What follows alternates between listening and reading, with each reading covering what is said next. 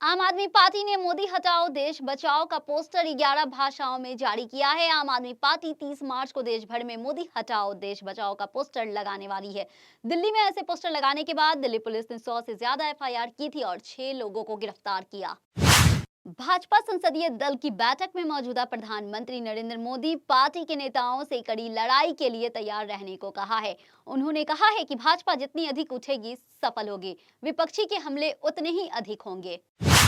खालिस्तान समर्थक अमृतपाल सिंह की उसके प्रमुख सहयोगी पपलप्रीत सिंह के साथ एक नई तस्वीर सोशल मीडिया पे सामने आई। इस फोटो में वो पपलप्रीत सिंह के साथ नजर आ रहा है। तस्वीर में दिख रहा है पपलप्रीत सिंह अमृतपाल सिंह के मार्गदर्शक बताए जा रहे। वो कथित तौर पे पाकिस्तान की खुफिया एजेंसी आईएसआई के संपर्क में था। इस तस्वीर में अमृतपाल सिंह जैकेट, पगड़ी और चश्मा पहने नजर आ रहे हैं।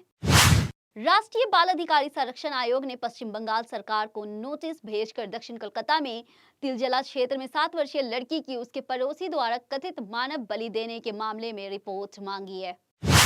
अडानी मामले पे जांच के लिए जेपीसी के गठन की मांग को लेकर के विपक्षी दलों ने मंगलवार को भी संसद के दोनों सदनों में जोरदार हंगामा किया। हंगामे के कारण लोकसभा और राज्यसभा दोनों सदनों की कार्रवाई स्थगित करनी पड़ी। जामिया हिंसा मामले में शर्जील इमाम, सुफरा और आसिफ सहित 9 आरोपियों को बड़ा झटका लगा है, जबकि 2 लोग को राहत मिल गई है। इससे पहले साकेत कोर्ट ने सभी 11 आरोपियों को आरोप मुक्त कर दिया था। अब दिल्ली पुलिस की याचिका पर दिल्ली हाई कोर्ट ने 9 के खिलाफ विभिन्न धाराओं में आरोप तय करने का आदेश दिया है। कांग्रेस नेता राहुल गांधी ने 25 मार्च को वीडी सावरकर को लेकर के टिप्पणी की थी, जिसको लेकर के हंगामा खड़ा हो गया। वहीं अब वीडी सावरकर के पोते रंजीत सावरकर ने राहुल गांधी के बयान पे आपत्ति जताते हुए कहा है, अगर राहुल गांधी अपने बयान के लिए माफी नहीं मांगते हैं तो उनके खिलाफ प्राथमिक दर्ज करवाऊंगा। कांग्रेस नेता राहुल गांधी की मुसीबतें लगातार बढ़ती दिख रही है। कांग्रेस नेता ने इस सरकारी बंगला खाली करने की नोटिस पे जवाब दिया है। राहुल गांधी ने इस नोटिस पे अपना जवाब देते हुए कहा है कि वो इस आदेश का तालीम करेंगे। हालांकि उन्होंने ये भी कहा इस घर से उनकी बहुत सारी यादें जुड़ी है। राहुल गांधी ने लोकसभा की डिप्टी सेक्रेटरी को बंगला खाली करने के पत्र में जवाब देते हुए धन्यवाद दिया। राजस्थान में इसी साल विधानसभा चुनाव होने वाले इसी चुनाव पे पूरे देश की राजनीति की निगाहें टिकी हुई है। 200 सीट पे होने वाली विधानसभा चुनाव में राजनीतिक पार्टियों के लिए प्रमुख माने जाने वाली मेवाड़ की 28 सीटों की बात करें तो यहां अभी तक बीजेपी का दबदबा है, लेकिन उपचुनाव में कांग्रेस बढ़त बनाए हुए है। कांग्रेस नेता राहुल गांधी की संसद मेंबरशिप रद्द होने के बाद से ही राजनीति गरमाई हुई है। अब एक बार फिर से इस मुद्दे को लेकर के कांग्रेस नेता अजय माकन ने केंद्र की मोदी सरकार पर निशाना साधा है। उन्होंने इसी डेमोक्रेसी डिस्क्वालीफाई बताया है। तंज कसते हुए कहा है, राहुल गांधी तो बहाना है, असल में मोदी को बचाना है। माफिया अतीक अहमद की किस्मत का फैसला आज प्रयागराज कोर्ट में एक मामले की सुनवाई में होने की संभावना है, लेकिन माफिया को इस बात का कोई भी खौफ नहीं है। अहमदाबाद से नैनी जेल लाते समय जब उनसे सवाल पूछा कि क्या आपको डर लग रहा है, तो उसने जवाब में कहा, काहे का डर। मोदी सर ने मामले में माफी नहीं मांगने पर अरे राहुल गांधी ने जिस तरह सावरकर के खिलाफ बयान दिए हैं उसे शिवसेना समेत कई हिंदूवादी पार्टी गुस्से में है।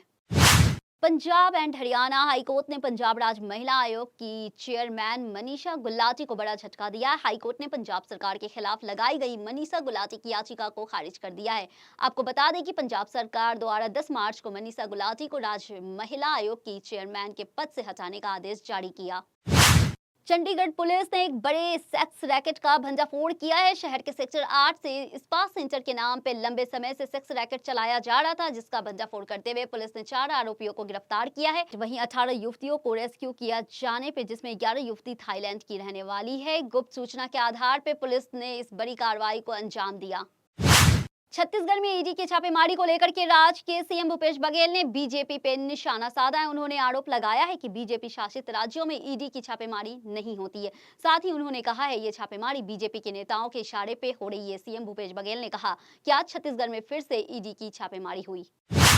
ईडी ने कोयले पे अवैध उगाही के मामले में जारी धन संशोधन जांच के सिलसिले में छत्तीसगढ़ और आंध्र प्रदेश में कई जगहों पे फिर से छापा मारा है। अधिकारी सूत्रों ने ये जानकारी दी है। एजेंसी ने इससे पहले कहा था कि जांच एक बड़े घोटाले से संबंधित है, जिसमें छत्तीसगढ़ में प्रति टन कोयले के परिवहन पे 25 रुपए की वसूली की जाती थी। छत्तीसगढ़ के मंत्री कवासी लखमा के गठ कहे जाने वाले उनके विधान क्षेत्र सुकमा राज चौक का नाम बदलने को लेकर के हिंदू मुसलमान समुदाय के युवाओं के बीच जम के बवाल हुआ है, जिसमें कई घंटों तक नेशनल हाईवे जाम रहा। नाम बदलने को लेकर के दोनों समाज लोग आमने सामने आ गए, जिसके बाद मामला बढ़ते देख मौके पे पहुंची पुलिस ने पहले तो युवाओं को शांत कराने की कोशिश की, लेकिन नहीं मानने पे लाठीचार्ज किया।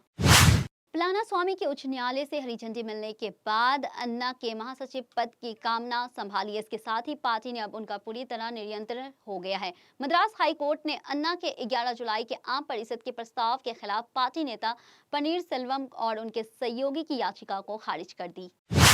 ज्ञानवापी मामले में दाखिल सभी याचिकाओं को जिला जज की अदालत में ट्रांसफर करने की याचिका सुप्रीम कोर्ट ने दायर की गई है। सुप्रीम कोर्ट ने इस मामले की सुनवाई के लिए तैयार हो गया है।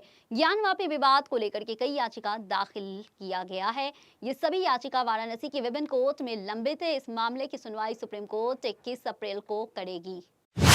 केंद्रीय मंत्री स्मृति ईरानी ने एक संवाददाता सम्मेलन को संबोधित करते हुए कहा है, राहुल गांधी को अदालत ने ओबीसी समुदाय को अपशब्द कहने के लिए दोषी ठहराया है। उन्होंने कहा है, प्रधानमंत्री नरेंद्र मोदी का अपमान करने की कोशिश में राहुल गांधी पूरे ओबीसी वर्ग का अपमान कर गए। गुजरात के नवसारी कोर्ट ने 2017 के एक मामले में कांग्रेस विधायक अनंत पटेल पर 99 रुपए का जुर्माना लगाया गया था। कांग्रेस विधायक पे नवासी एग्रीकल्चर यूनिवर्सिटी के कुलपति के ऑफिस में घुसने और छात्रों के विरोध प्रदर्शन के दौरान पीएम मोदी की तस्वीर फाड़ने का आरोप था।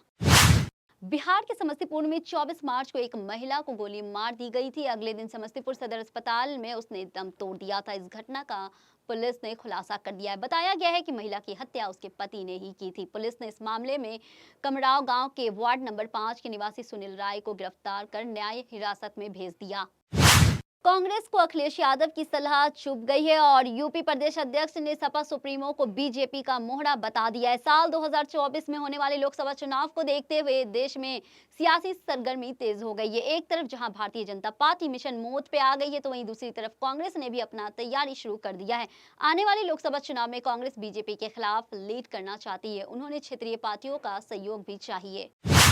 महाराष्ट्र के पुणे में एक घटना सामने आई है, जिसमें ममता को शर्मसार कर दिया है। पुणे के हटपसर इलाके में रात अपार्टमेंट में किराए पे रहने वाली एक महिला ने अपने फ्लैट में कथित तौर पे अपनी 4 साल की बेटी की चाकू गोंद के हत्या कर दी गई है। वो बेटी मां के साथ अपने फ्लैट में रहती थी। लोकायुक्त पुलिस मध्य प्रदेश के नीमच जिले के जनपद अध्यक्ष को 50,000 रुपए रिश्वत लेते हुए रंगे हाथ गिरफ्तार कर लिया। खास बात यह रही कि बीजेपी नेता और सरपंच ने भारतीय जनता पार्टी के जनपद अध्यक्ष को रंगे हाथ पकड़ लिया है। शिमला के लिफ्ट पार्किंग के नजदीक एचआरटीसी बस में आग लग गई है। ये बस पुजारली में शिमला यात्रियों को लेकर के आ रही थी। इस बस में हादसे के वक्त करीब 20 यात्रियां सवार थे। जैसे ड्राइवर के यात्रियों को उतरने के लिए लिफ्ट बस स्टॉप में ब्रेक लगाई, तभी बस में अचानक आग लग गई। हालांकि राहत भरी बात यह है कि आग केवल बस के इंजन के हिस्से में लगी है। ऐसे में किसी की हाथाहाथ होने की खबर नहीं है। काबुल में विदेश मंत्रालय के पास धमाके में 6 लोगों की मौत हो गई, जबकि कई अन्य लोग घायल हो गए। आतंकी संगठन इस्लामिक स्टेट ने इस हमले की जिम्मेदारी ली है। राजस्थान में राइट टू हेल्थ बिल के खिलाफ डॉक्टर्स का आंदोलन तेज होता जा रहा है। प्रदेश के लगभग 19,000 से अधिक सरकारी डॉक्टर सामूहिक अवकाश पर रहेंगे। इससे प्रदेश की स्वास्थ्य व्यवस्था चरमरा जाएगी। इससे पहले ही निजी डॉक्टर्स हड़ताल पर है। उनकी मांग मुख्यमंत्री से बातचीत की बनी हुई है। उत्तर प्रदेश में 10 दिनों से कोविड के एक्टिव केस 3 गुना बढ़ गए हैं। हालांकि लगभग सभी मरीज होम आइसोलेशन में बिना किसी बड़े लक्षण के स्वास्थ्य लाभ कर रहे हैं। अधिकारियों के अनुसार एक्टिव कोविड मामलों की संख्या बढ़कर 262 हो गई है, लेकिन उनमें से किसी को भी गंभीर रूप से घेरा नहीं गया है। अफगानिस्तान के स्टार स्पिनर राशिद खान ने T20 इंटरनेशनल में एक खास रिकॉर्ड अपने नाम कर लिया है। पाकिस्तान के खिलाफ खेली गई 3 मैचों की T20 सीरीज में राशिद खान ने अफगानिस्तान की कमान संभाली और अपनी कप्तानी टीम को 2-1 विजय बनाया है। इसी सीरीज के जरिए रशीद ने एक अनोखा रिकॉर्ड अपने नाम दर्ज कराया।